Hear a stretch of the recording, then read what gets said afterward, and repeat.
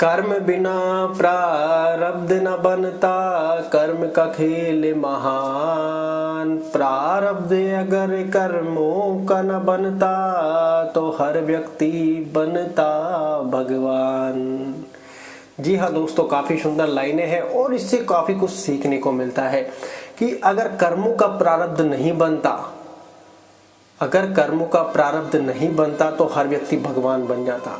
क्योंकि कर्म ही हमारा प्रारब्ध बना है, इसलिए ही कर्मों को विधान बनाया गया है कि व्यक्ति जैसा कर्म करेगा वैसा फल भोगेगा।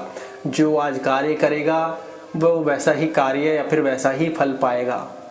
कोई पहले पाएगा, कोई बाद में पाएगा, अपने कर्मों के अनुसार पाएगा। क्योंकि जो उसके कर्म होते हैं वो जो संचित हो जाते हैं, संचित कर्मों के बाद प्रारब्ध बनता है। प्रारब्ध बनने के बाद मानव शरीर का निर्माण होता है और उसके बाद बुद्धि का निर्माण होता है, जिससे व्यक्ति नए कर्म करते रहे। अगर वो कहते हैं ना, कर्म बिना प्रारब्ध नहीं बनता, कर्मों का खेल महान।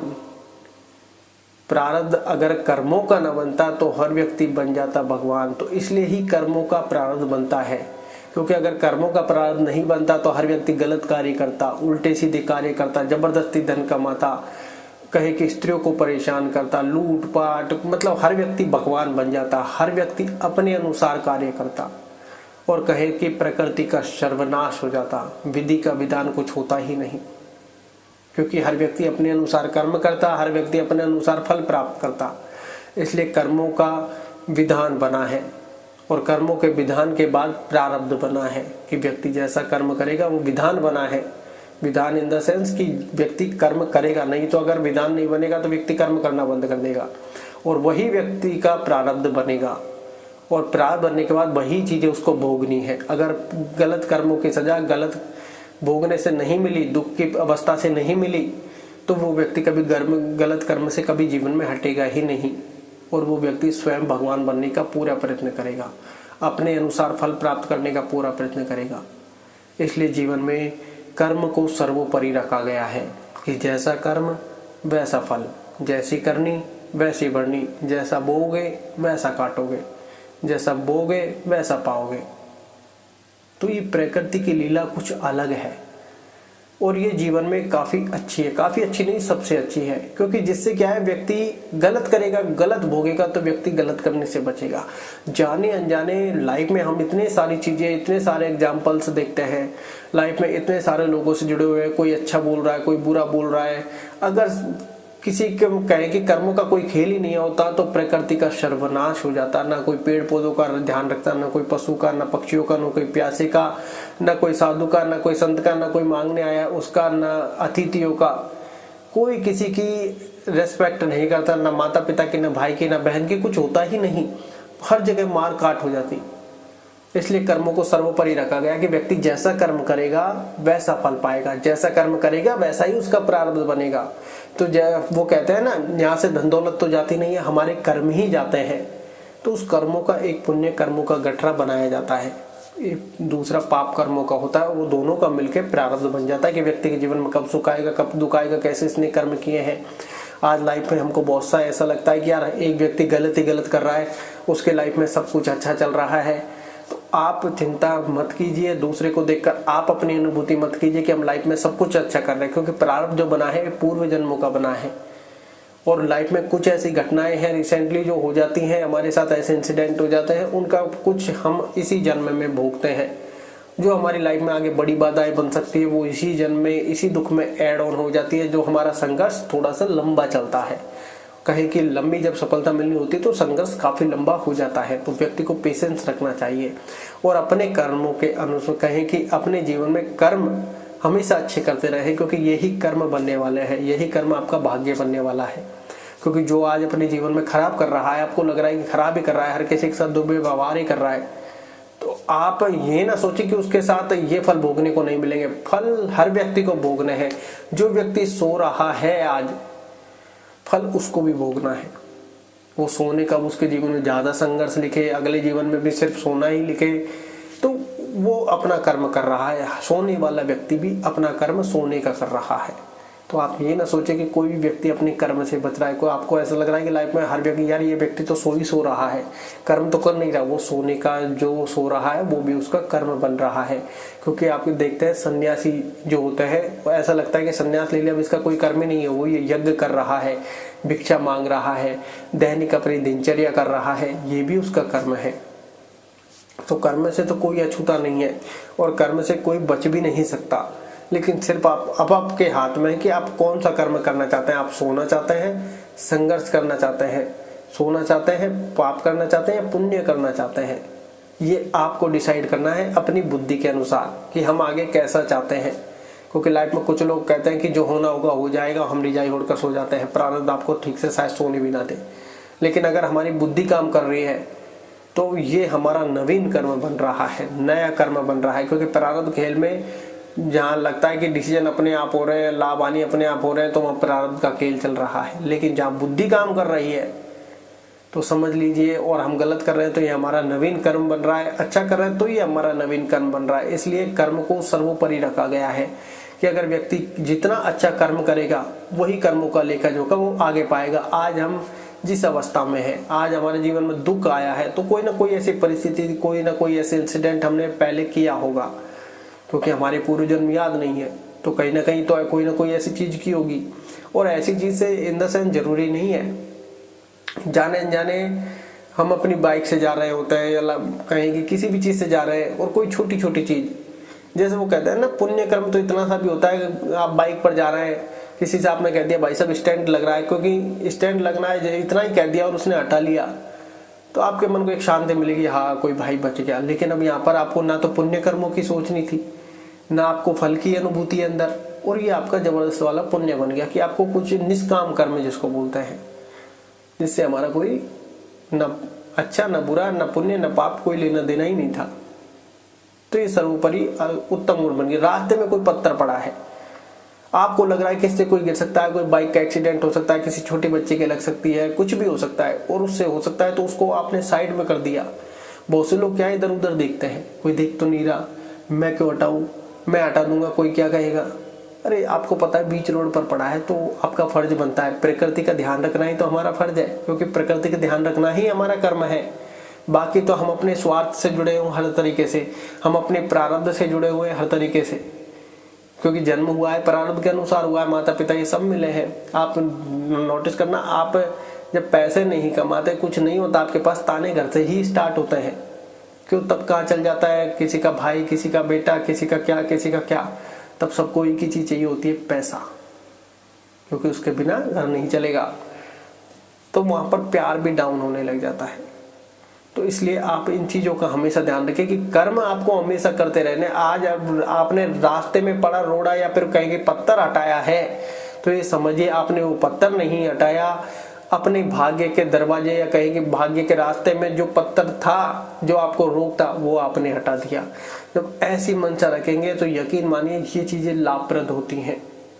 क्योंकि हम आज कौन सा कर्म कर रहे हैं ये हम अच्छा बुरा शायद नहीं जानते, या फिर जानते हैं हमारी बुद्धि के अनुसार, लेकिन हम पीछे क्या करके आए हमको नहीं पता। आज हम यही कोस रहे होते हैं कि यार पता नहीं कौन सा कर्म किया था जो आज ये बन गया, और आज भी कोई हम ऐसा कर्म कर बैठे जो अगले जन्म में भी हम यही सोचते रहे कि यार कौन सा कर्म किया होगा ऐसे पिछले जन्म में जो आज ये चीजें भोगनी पड़ रही हैं। तो लाइफ में हमको हमारी बुद्धि अगर काम कर रही है तो हमेशा हर छोटी से छोटी चीज का ध्यान रखें। ऐसा नहीं है कि कोई भी चीज व्यर्थ जाएगी। अगर किसी की बाइक चल रही है, आपने स्टैंड हटाने का बोला है, ये आपका कर्म है।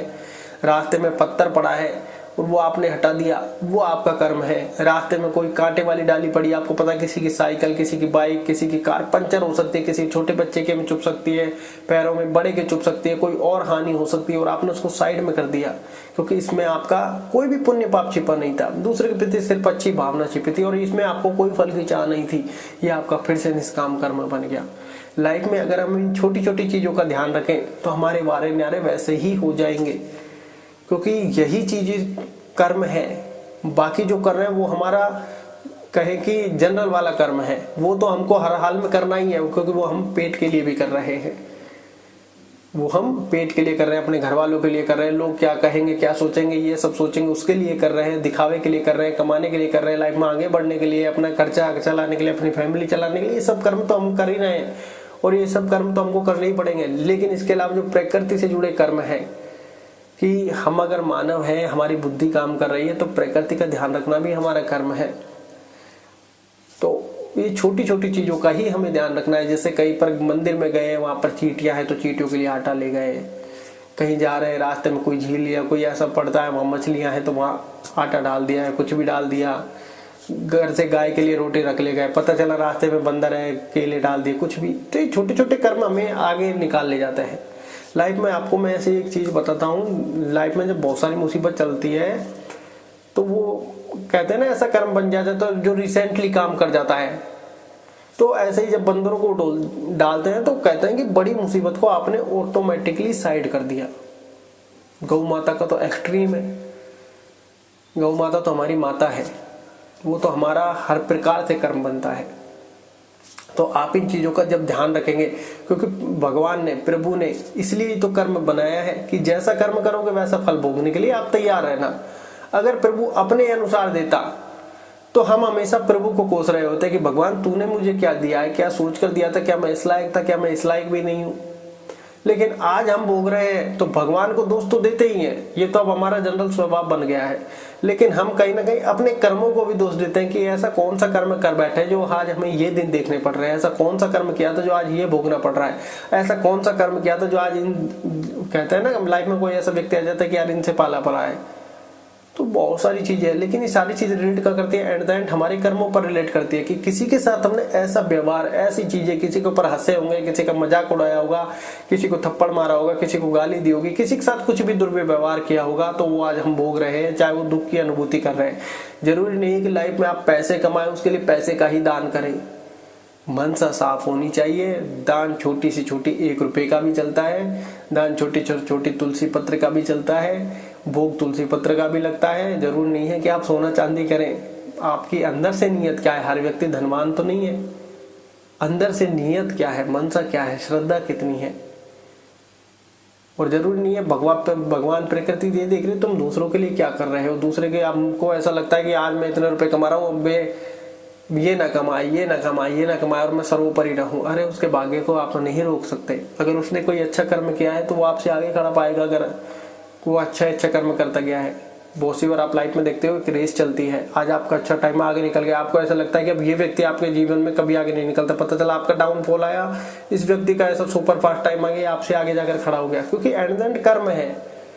कुछ लोगों को लगता है कि यार मेरी चीजें नहीं चल रही, कुछ लोगों को चल रहा है यार मेरी चीजें चल रही है। तो अपने अपने कर्म है, ये बात आप ध्यान रखें। तो कर्मों पर जितना फोकस हो उतना अच्छा करने का प्रयत्न करते रहे, क्योंकि कर्म ही सर्वोपरि है।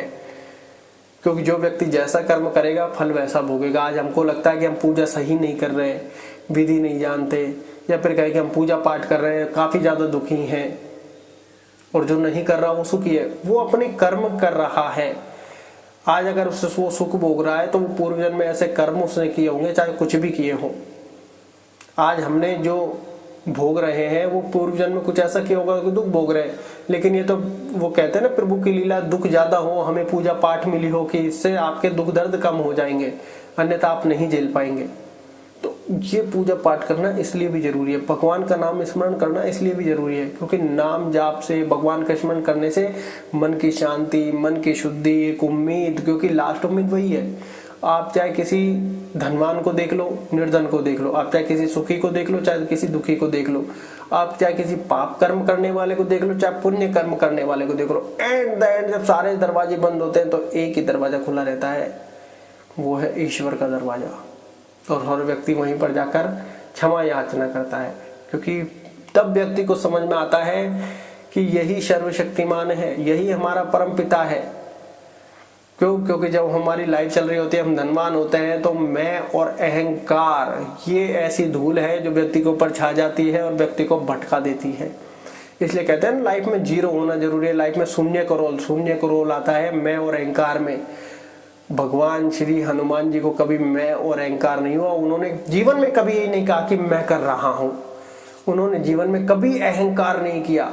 प्रभु श्री राम ने हमेशा दूसरों का अहंकार तोड़ने के लिए उनका उपयोग किया। क्योंकि जिस व्यक्ति को कभी अहंकार नहीं हुआ, कभी मैं नहीं आई, वो हमेशा ये कहते थे, जब भगवान श्री राम कहते थे कि तुमने मेरा इतना बड़ा कार्य सिद्ध कर दिया, तो वो यही कहते थे, भगवान मैं तो, मेरे मुख को तो अगर देख ले तो किसी को रोटी तक नसीब ना हो, ये तो सब आपकी कृपा है, आपका ही सब कुछ है, मैं को तो आपने निमित्त बनाया है। ये शब्द होने चाहिए, इसे कहते हैं शून्य। शून्य का मतलब ये नहीं है कि आप जीरो हो गए, लाइफ में जीरो हो जाओ, नहीं। जीरो और शून्य का मतलब यह है कि आप अंदर से मैं और अहंकार को निकाल दो, आपका उदय अपने आप हो जाएगा, आपके अच्छे कर्म ऑटोमेटिक निकल कर आएंगे। आपको लगेगा कि मैं तो इस संसार में कुछ कर ही नहीं रहा हूँ, आपको सब कुछ भगवान को अर्पण कर दोगे कि प्रभु जो जैसे कर्म है, मन अच्छा है, आपको अर्पण करता हूँ, जाने जाने गलती हो जाए उसको क्षमा भी करना, काम खत्म। तो आप देखोगे हनुमान जी को सारी अष्ट सिद्धि नव निधि का दाता कहा गया है। अष्ट सिद्धियां उनके पास है, नौ निधियां उनके पास है, सब कुछ उनके पास है, लेकिन मैं और अहंकार कभी उनके पास नहीं आया। लाइफ कोई भी ऐसी चीज नहीं है जो उनके पास नहीं है, लेकिन फिर भी उन्होंने सबको ठुकरा कर कहा कि मैं तो श्री राम नाम का एक तुच्छ सा दास हूं। और भगवान ने उनको परम श्री राम भक्त कहा है कि ये मेरा परम श्री, कहे कि परम भक्त है, इसका जैसा ना हुआ है ना होगा। लेकिन फिर भी वो हमेशा अपने आप को सबको बड़ा भक्त कहते हैं और अपने आप को हमेशा तुच्छ से भी तुच्छ दास कहते हैं, भक्त भी नहीं, तुच्छ से भी तुच्छ दास। तो मैं और अहंकार जब व्यक्ति का हट जाता है तो व्यक्ति के जीवन का तो वैसे ही उदय हो जाता है। आज हम हमारी लाइफ में दुख भोग रहे हैं तो आप नोटिस करना, कहीं हमारा मैं और अहंकार की वजह से तो दुख नहीं भोग रहे हैं। क्यों? क्योंकि हम किसी को दिखावा कर रहे हैं। जब हमारी लाइफ में डाउनफॉल आता है, हम बाहर नहीं निकल पाते, किसी व्यक्ति से बात नहीं कर पाते, क्या सोचेगा कोई व्यक्ति, क्या कहेंगे लोग। अगर ये सब आप सोच रहे हैं, आपको शर्म लग रही है, तो समझ जाना मैं और अहंकार आपने किया था, आपने किया था। और यही चीजें आज आपको परेशान कर रही हैं और यही चीजें आज आपके कर्मों को, आज आपको कर्मों के मार्ग से भटका रही है। जब तक आप शून्य अंदर से नहीं हो जाते कि हाँ मुझे कर्म करना है, मैंने मैं और अहंकार किया था, ये मेरी गलती थी, अब मुझे आगे जीवन में जब सुख की प्राप्ति या धन की प्राप्ति होगी, मुझे ये सब नहीं करना है, ज़्यादा से ज़्यादा लोगों का मदद का प्रयास हमेशा करना है। क्योंकि एट द एंड हम लेकर क्या जाएंगे, हमारे कर्म।